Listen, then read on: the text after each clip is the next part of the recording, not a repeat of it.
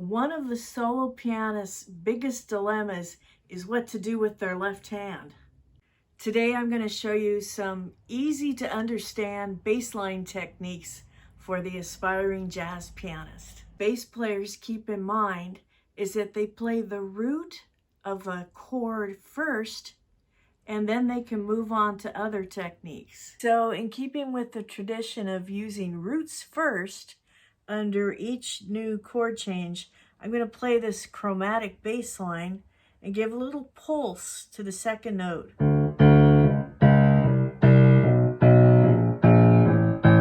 Which helps move the music forward.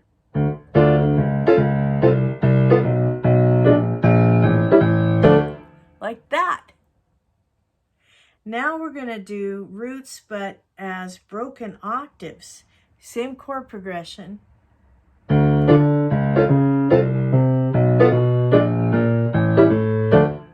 You can do them bottom to the top or top to the bottom.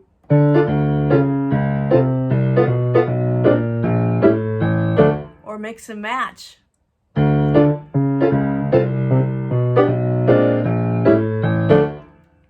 There you have it.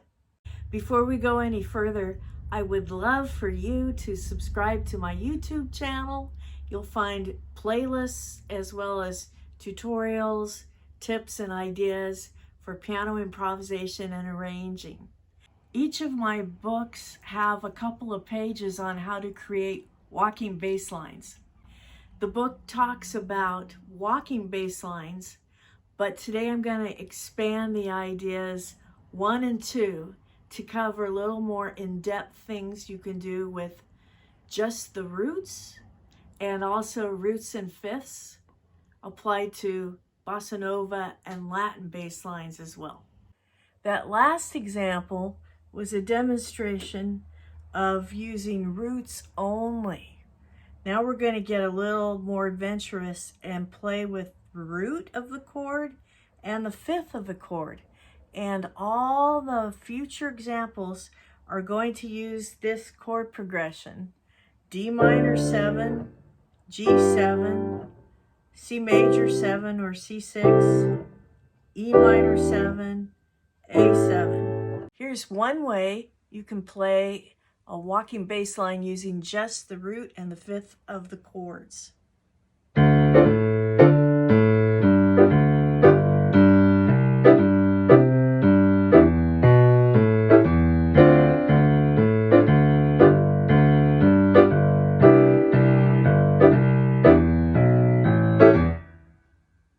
Let's talk about a technique I call the seesaw.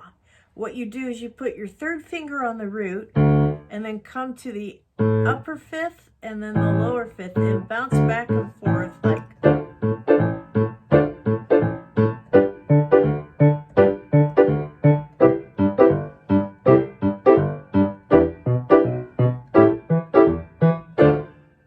This can also be done in a softer way for a Brazilian style here, more or less.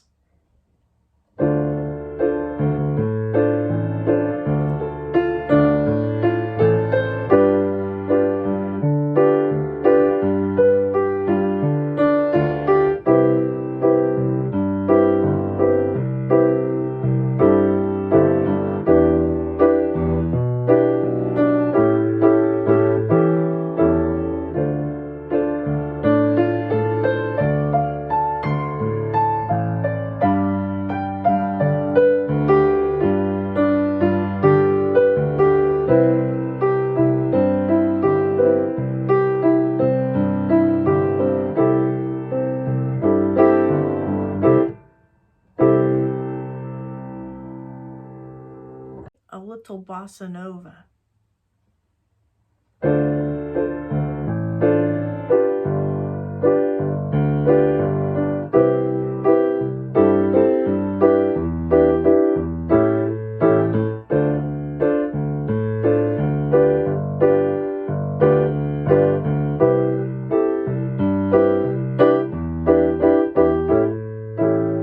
Okay, let's try another Brazilian beat. This one, the Samba, which is more percussive than the Bossa Nova. Again, the left hand is using roots and fifths and the same chord progression.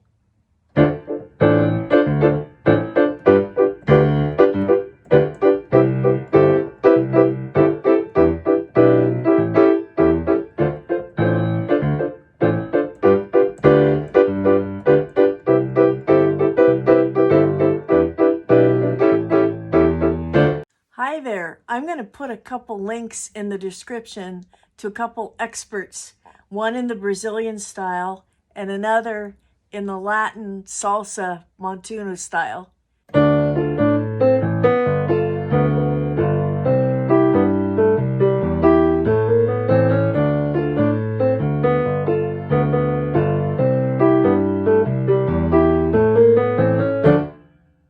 And a variation on that.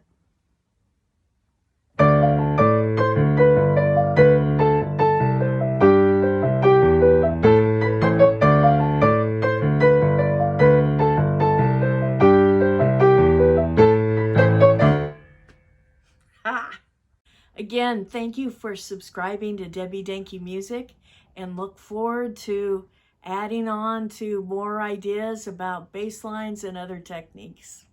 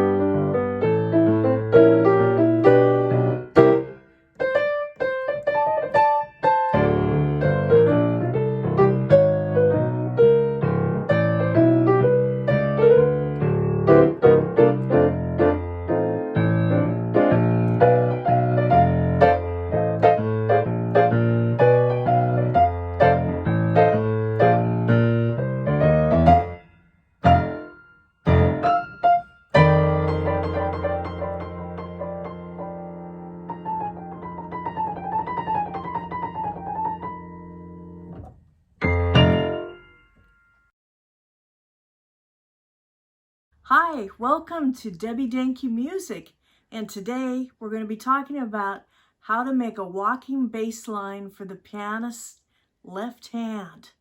I have examples in this book, Amazing Phrasing Keyboard, idea number 40, and also in the Aspiring Jazz Pianist.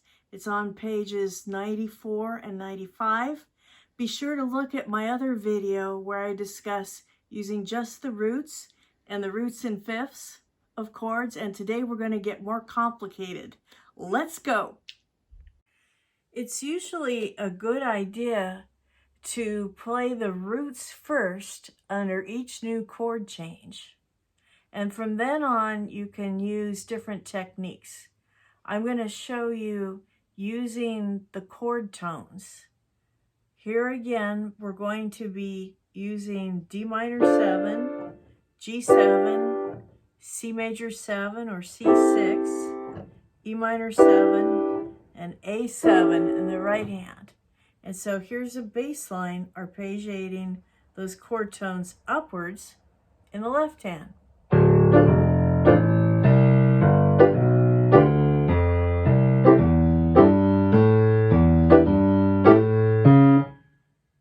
Now, it sounds a little predictable, as does this. That is example 3 on page 95 of the Aspiring Jazz Pianist. I'm going to do a bass line where the chord tones are arpeggiated downwards.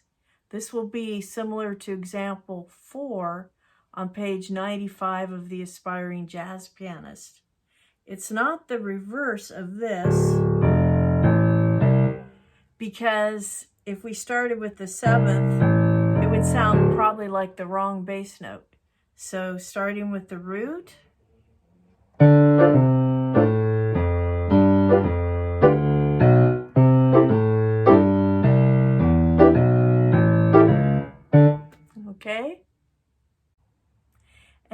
I'm going to do an arpeggio combination. Some of the chord tones move up, some go down, some change their mind in the middle. This is starting to sound more like an improvised bass line and less like a predictable boogie woogie pattern.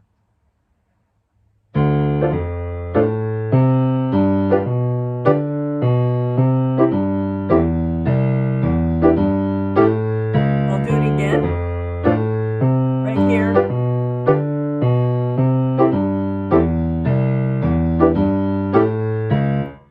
Okay, that is similar to example 5.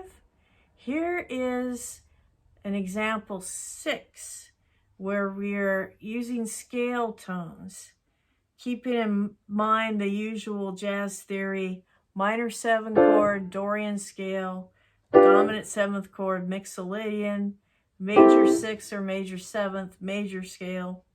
Okay, so here, this is example 6.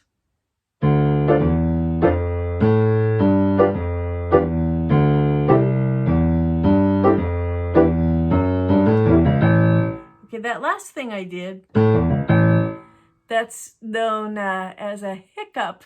Sometimes a bass player will just kind of do some step away from the usual quarter notes and do something like that. I'll play that again. Example 6, using scale tones.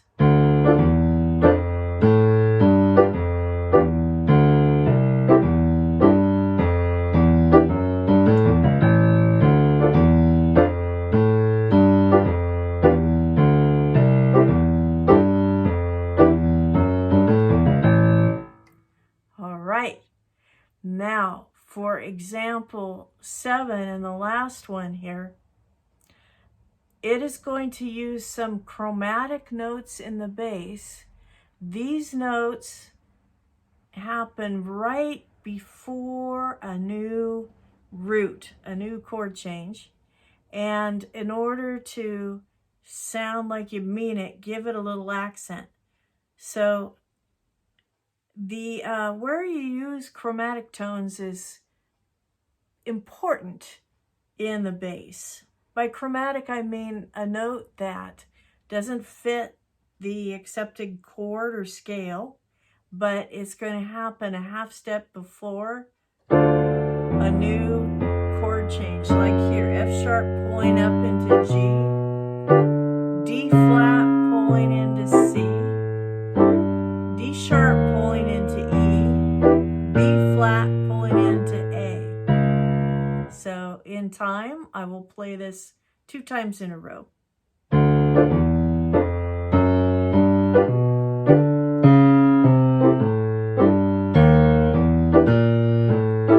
Notice how I accent those notes.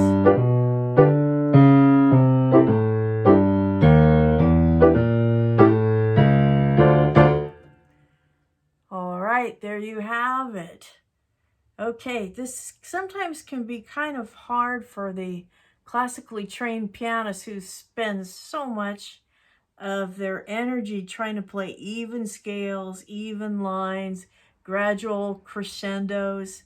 But this, you're like imitating a real bass player and suddenly pulling on the string.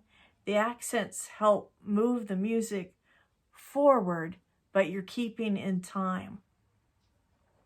One other aspect I want to tell you is the use of a pedal point. Now, the pedal point comes from an organ term where you keep a constant note in the bass, or as organists used to do with their feet on the pedals. Okay, so often a very dynamic pedal point is the 5th of the key center. So we are in the key of C, and the 5th of C is the note G. It builds a nice excitement.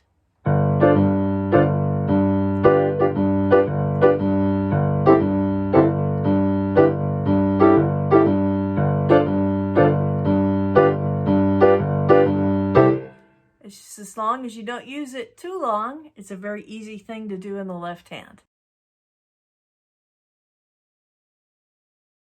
And so now you're going to hear a real bassist play this 2-5-1-3-6 walking bass line.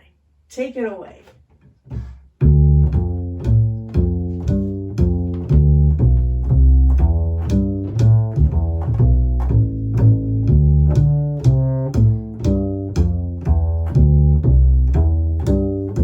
And I'm going to play chords. My left hand is near middle C, and I'm doing a couple notes in the right